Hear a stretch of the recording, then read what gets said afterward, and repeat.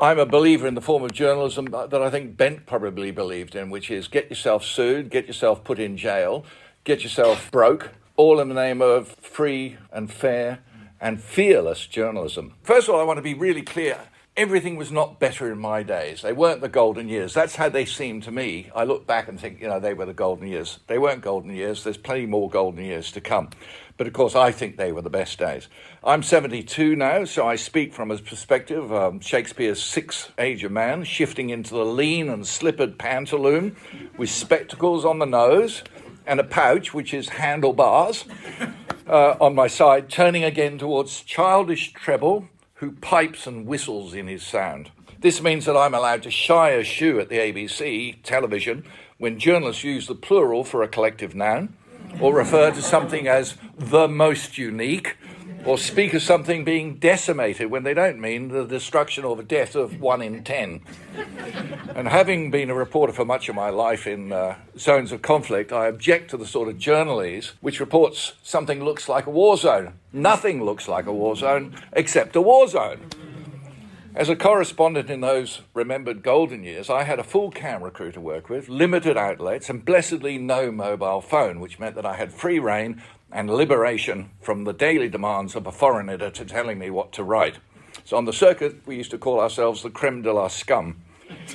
Today's journos have rolling deadlines, multiple outlets to feed, fewer staff, lower pay, producing more content, with someone monitoring clickbait to find out how good they are as journalists. And that's happening a lot now. I'm not sure that I could survive in today's world of journalism with fewer resources, multi-skilling and endless outlets that need to be fed 24 hours a day. Today, I consume news in a rather old-fashioned way. 6 or 7 newspapers a day, a couple of magazines like The Economist and the Saturday paper, and then the nightly TV news. But I do it in a slightly different way in that I get the news on my tablet. I use a search engine when I want more information. And I tend to watch the local news at about 10:30 at night on ABC Catch Up, on Channel 7 YouTube and so on. And I will confess I listen less to the ABC radio than I used to. Nowadays I tune in mostly to the BBC World Service, but I try to catch up in the mornings and the evenings on the radio. So to the ABC specifically, and I'll focus for a moment on TV, an industry contact gave me the rating sheets for Tasmanian TV news last year.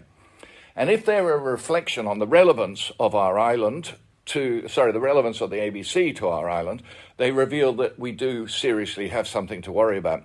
I haven't got an authoritative source about the web, but TV.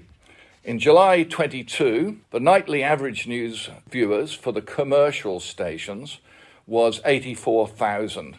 The nightly news viewers for ABC 7 o'clock news was 33,000. 84,000 against 33,000. This is rounded up figures. In November, it was 74,000 for the commercials against 30,000 for the ABC.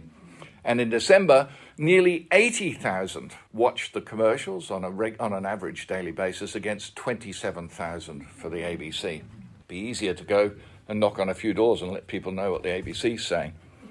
So why do these figures reflect so poorly on the ABC when for decades regional Australia, and Tasmania is always seen as regional Australia, where the national broadcaster was relied upon as part of the beating heart of Australia? In the 70s, when I arrived, and again, maybe golden years, I arrived in the Hobart newsroom to find an aggressive management that revelled in holding power to account. The more the politicians complained, the more the newsroom was energised, and we as young reporters were encouraged to go on digging. I rode on the back of that reputation for aggressive, dogged Hobart journalism, Tasmanian journalism, to forge a career which may not have been earned interstate and overseas. But it was because actually Tasmania had a reputation as being hard-hitting ABC news and current affairs. The ABC was, I believe back then, must-watch. We had a faithful audience, which meant that people would accost you in the streets, very often just for a chat, sometimes to compliment, often to complain and remonstrate. But they knew us and they engaged with us, and they were impacted by our reporting. They saw it as being relevant. This generation of journalists may be no less committed or well-trained than I am, or I was, or we were, but the character of its reporting is, whether you like it or not, more tepid, less aggressive, less dogged. And I put that down in part to increased workload with decreased resources, but mainly to management. Perhaps cowed, perhaps too cautious, perhaps co-opted, perhaps simply too close to the Tasmanian oligarchy. I'm happy to be challenged on this, but I also have to declare a vested interest. In my very late life, after years of never taking sides, to my surprise, I've become a campaigner. So if afterwards you'd like to come up and buy a T-shirt or a handfish or well, there you go. I'm happy to sell them all. I'm not ashamed. Toxic. Neighbours of fish farming. Anyway, enough of that. We also have a new line in hoodies if you want them. Well, when I returned to Tasmania to live here 7 years ago, I was surprised by how tepid, how sparse ABC reporting of controversial issues, particularly environmental ones, was. I raised it with someone from ABC management who responded with words to this effect. We've moved on, we don't do environmental stories anymore. Moved on, I said. Tasmania is an environmental story. For an island, the waterways, the fresh and the salt waterways, are a defining part of our heritage, just as defining as our unique, and I won't say very unique, mountains and forests. The latest polling shows some 72% of Tasmanians want the feedlots out of our coastal waters. Even dear Joe Palmer acknowledges that the industry has lost its social licence and is desperate to regain it. Yet where it can, the ABC avoids the farmed salmon debate. And where it can't, ironically, with a notable exception from last night, which really destroys the argument, I guess, it tends to squib it. On Friday, for instance, a unique coalition of public advocacy, science, environmental campaigners, environmental lawyers, and community groups gathered to condemn multinational salmon companies for driving Maugean skate to the edge of extinction in Macquarie Harbour, and to demand action from the state and federal governments before that dinosaur of a fish becomes, as Professor Neville Barrett describes it, the thylacine of the sea. This story was reported on every Tasmanian news outlet and on the mainland and was ignored by the ABC. In Wynyard, population 6,000, at least 800 people turned out on a Sunday afternoon to reject an industry that hasn't even actually arrived on their shores yet. The ABC didn't report it.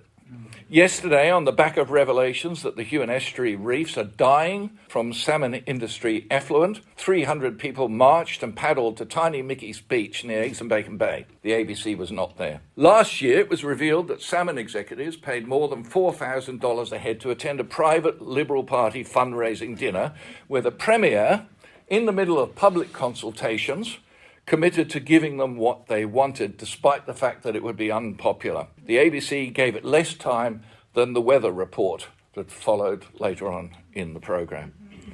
So while ABC barely dips its toe into these stories, Channel 7 gives them prominence because the newsroom has told me they recognise that more than a tiny, noisy minority gives a damn about our rivers, our beaches, our coastlines and our marine life. And this is Tasmania.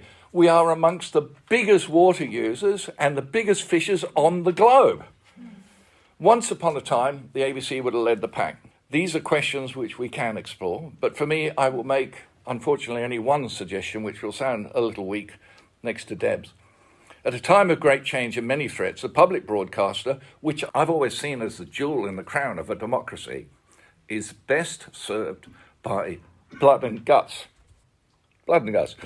Sleeves rolled up, digging into the entrails, aggressive, incisive, dogged reporting that unsettles the status quo, challenges the orthodoxy of Tasmanian power structures, and clings on like a terrier. That is a sea change that can come only from strong, independent and courageous leadership. That's management. It'll piss off the complacent politicians, but it will win back the loyalty of Tasmanians. Oh, I feel emotional. Thank you.